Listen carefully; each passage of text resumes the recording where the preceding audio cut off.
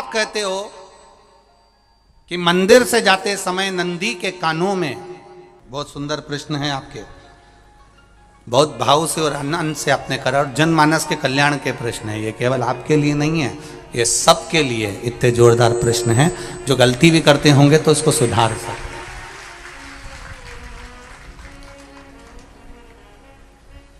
आपने कहा कि नंदी के कानों में कहना चाहिए, लोग हंसते हैं, कहते हैं बताओ वो नंदी के कानों में भगवान को कहना चाहिए। वैसे तो हम आपको एक बात बता दें कि दुनिया के लोग किसी दूसरे धर्म की कभी हंसी नहीं उड़ाते। दुनिया के लोगों को दूसरे का धर्म अच्छा लगता है। दुनिया के लोग सबसे ज्यादा हंसी उड़ाते हैं तो हमारे सनातन धर्म की ही उड़ाते हैं, और जी खुद उड़ाते हैं, दूसरा उड़ाने वाला नहीं होता।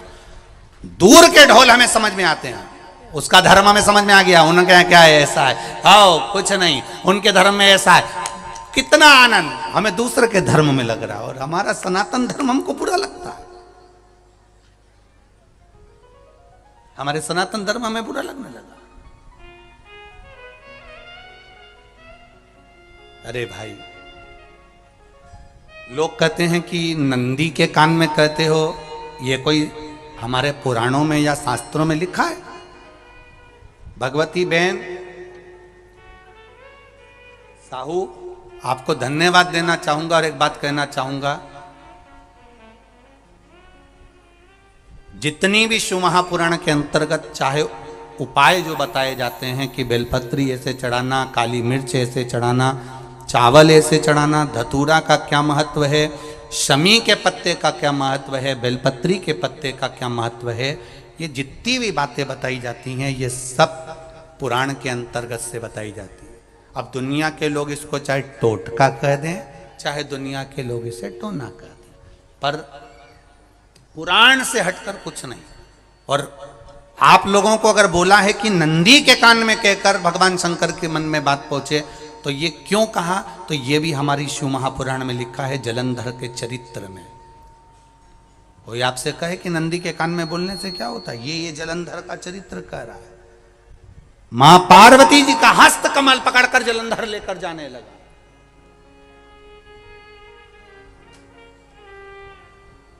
वृंदा का पति लेकर जा रहा। वृंदा तो भगवान की भक्ति में लीन रहती थी, उसको तो जलंधर को सबसे ज्यादा तकलीफ थी नारायण से, पर शिव के पास आ गया, क्योंकि ईर्षा प्रवृत्ति, अभी कथा में कहा, कोई कोई ऐसा होता है जिसको तुमसे बेर नहीं होता तो भी अंदर से ईर्षा जाग जाती है। कोई कोई ऐसा होगा जिसको अंदर से ईर्षा जागती है, अपने आप अंदर से ईर्षा जागती है, उसका कोई बेर नहीं, पर ईर्षा जाग रही, भीतर से ईर्षा जाग। ना आप उससे मिले हो, ना कभी वो आप उसके सामने बैठे हो।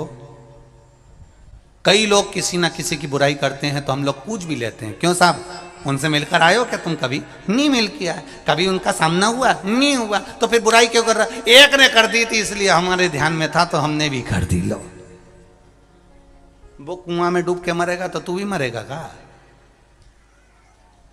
नहीं। नंदी सामने बैठा है, गणेश जी को मालूम पड़ गया, कार्तिकेय को मालूम पड़ गया, मां पार्वती जी का हस्त कमल जलंधर ने पकड़ लिया और लेकर चला। मालूम पड़ गया, तब नहीं रहा गया। गणेश जी को क्रोध आ गया और गणेश जी महाराज आए, शिव जी को जगाने लगे, पिताजी पिताजी पिताजी कर कर जगाया, उठो पिताजी, पिताजी उठिए,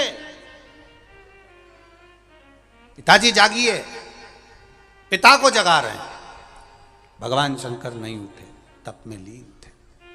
क्या करें हम? जलंधर के पास में इतना बल है, इतना बल है, और पिता की आज्ञा नहीं होगी तो हम कैसे मार देंगे इसको? मारने को तो हम मार दें। मां ने आज्ञा करी थी कि जलंधर उसको तारकासुर को मार दो, तो कार्तिकेय ने तारकासुर को मार दिया। शिव जी की आज्ञा नहीं तो हम इसको कैसे मारें? क्या करें?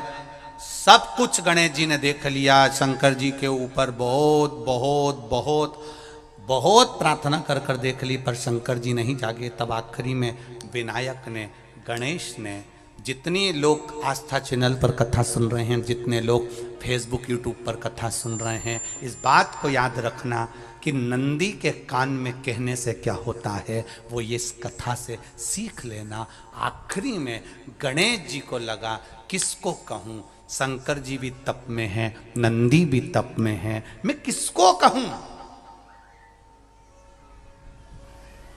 शिव जी को कह के कर थक गया, पिताजी को बोल बोल कर थक गया, पिताजी जागते नहीं। अब मैं किसको कहूं ये बात, किससे कहूं?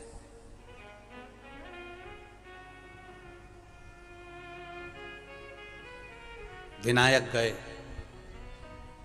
सीधे अब नंदी के पास में। नंदी भी तप में लीन थे, शंकर जी की ओर मुख था,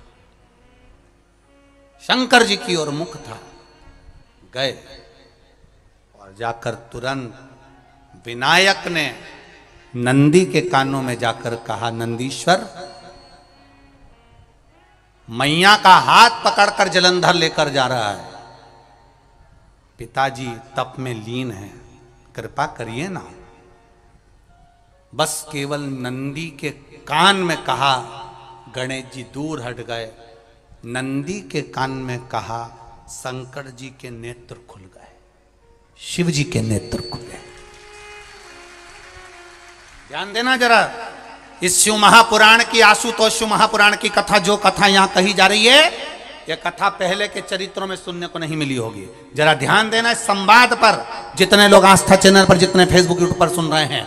सनातन धर्म की हंसी उड़ाने वाले कह देते हैं नंदी के कान में कहने से क्या होता है, नंदी के सामने जाकर बोलने से क्या होता है, नंदी के पास बैठकर बोलने से क्या होता है, नंदी के पास बैठकर शंकर जी का मात्र दीदार करने से क्या होता है, दर्शन करने से क्या होता है। वो अच्छे से समझ लेना, जो लोग सनातन धर्म पर उंगलियां उठाते हैं वो अच्छे से समझ लें इस बात को।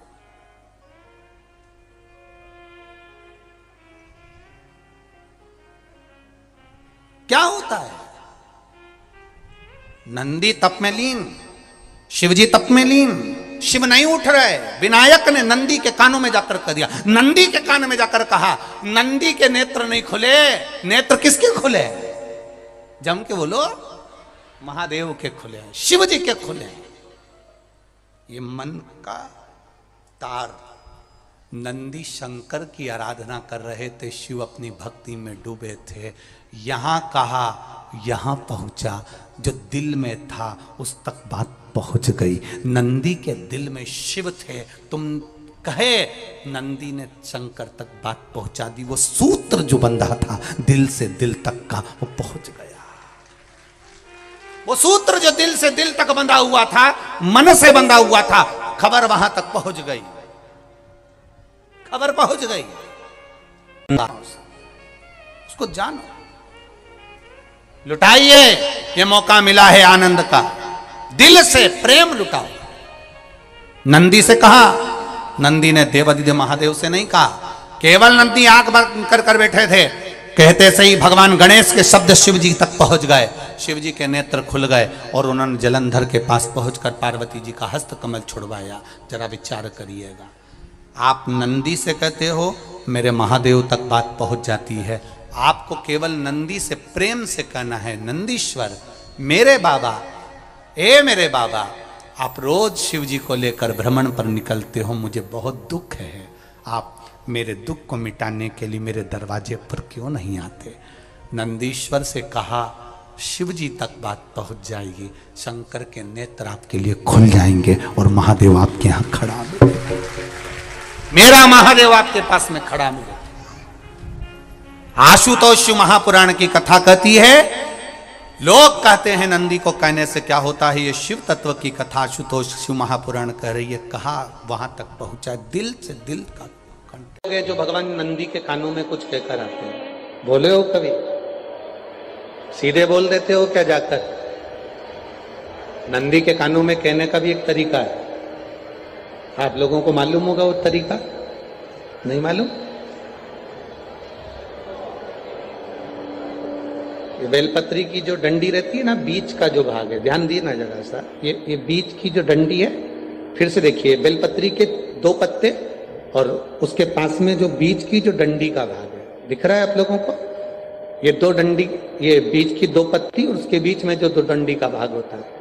जब हम देवादिदेव महादेव से कोई बात कहने वाले होते हैं ना कि बाबा बहुत दुखी हूं, बाबा बहुत तकलीफ चल रही है, बाबा मैंने एक कंपटीशन एग्जाम में परीक्षा दी है, बाबा मेरे जीवन में ये तकलीफ हो रही है, बाबा, तब इस बेलपत्री की जो ये डंडी होती है, इस उंगली से, इस अंगुष्ठ से इस डंडी को पकड़ा जाता है और बाबा के कर्ण में कहने से पहले ये हाथ को नंदी के ऊपर रखकर फिर हम बाबा के नंदी के कानों में कहते हैं और चलते समय इस बेलपत्र को अशोक सुंदरी की जगह पर चढ़ाकर वापिस सजाते हैं। देव अधिदेव महादेव को पार्वती की बात मानना ही पड़ती है और वो कहना ही। ये बेलपत्र की महत्व है। ये जितना फल एक बेलपत्र की पत्ती में, उतना की उतना फल। हम आपसे फिर कहेंगे, कभी मौका मिल जाए जिंदगी में, कभी तुम्हारे जीवन में अगर मौका मिले और कहीं बेलपत्री का वृक्ष मिल जाए जिसकी छांव तुम्हारे ऊपर पड़ रही हो, तुम्हारे ऊपर अगर बेलपत्री की छांव पड़ रही हो, उसके नीचे बैठकर कभी मौका मिले, एक बेलपत्री का पत्ता मात्र रखकर आप शिव जी का नाम लेकर जल भी अगर समर्पित कर रहे हो ना, तो वो 12 ज्योतिर्लिंग को जल चढ़ाने के बराबर फल प्रदान कर। एक बेलपत्री का पत्ता, एक बेलपत्री का वृक्ष, एक बेलपत्री के वृक्ष की छांव हमारे जीवन को कृतार्थ कर देती है, धन्य कर देती है, कृतार्थ। कभी भी शंकर के मंदिर में जाओ, शिव जी का पूजन कर कर जब वापिस आओ, तो शंकर भगवान के मंदिर में जो बाहर नंदी बैठता है, उसके कानों में ओम नमः शिवाय बोलकर अपने मन की कामना उसके कानों में बोलकर आप आ जाइए, आपकी कामना 3 महीने में पूरी हो जाती है। नंदी के ईश्वर भगवान का स्मरण करिए। अगर 7 बेलपत्र आप शंकर को समर्पित करते हो तो 1 बेलपत्र नंदी भगवान पर भी अवश्य समर्पित करें। नंदीश्वर भगवान शिव को समर्पित, 1 बेलपत्र नंदी के ईश्वर की ओर चढ़े। और बहुत ध्यान दीजिए महाराज, अगर कोई काम अटक रहा है, नहीं हो रहा, बहुत प्रयास करा, तो भगवान शंकर के मंदिर में 5 बेलपत्र चढ़ाइए। और शंकर भगवान की जो छोटी लड़की है अशोक सुंदरी, आपको बताया था ना अशोक सुंदरी का स्थान, भगवान शंकर की 6 लड़कियां हैं, उसमें से सबसे छोटी लड़की अशोक सुंदरी की जगह पर 1 बेलपत्र चढ़ाइए। फिर 1 बेलपत्र नंदीकेश्वर पर चढ़ाइए और नंदीकेश्वर पर चढ़ाने के बाद भगवान शंकर के मंदिर के बाहर चौखट पर दिया लगा दीजिए साइड में, और फिर अपने घर पर आ जाइए, आपका कार्य सफल होना प्रारंभ हो जाएगा। नंदीकेश्वर भगवान नंदीकेश्वर का स्मरण कर लेने पर जीव आनंद सुख की अनुभूति करता है, आनंद सुख को पाता। भगवान नंदीकेश्वर का स्वरूप पूरी दुनिया में केवल एक केदारनाथ ही एक ऐसा है जहां पर ओम कुंड विराजमान है। कौन सा कुंड है वहां पर? ओम कुंड। जो बच्चा हकलाता है, तोतला बोलता है या गूंगा होता है, जिसकी वाणी नहीं होती, वो अगर ओम कुंड पर जाकर ओम बोलने का प्रयास करता है तो जितनी देर तक उसके मुंह से घुन्न की आवाज निकलती है, उतनी देर तक ओम कुंड में से पानी का बुलबुला निकलता रहता है। और 7 या 8 बार बोलने से व्यक्ति हकलाना छोड़ देता है, तोतला बोलना छोड़ देता है और उसकी वाणी आ जाती है। वो ओम कुंड केदारनाथ जी में बसता है। कहां बसता है?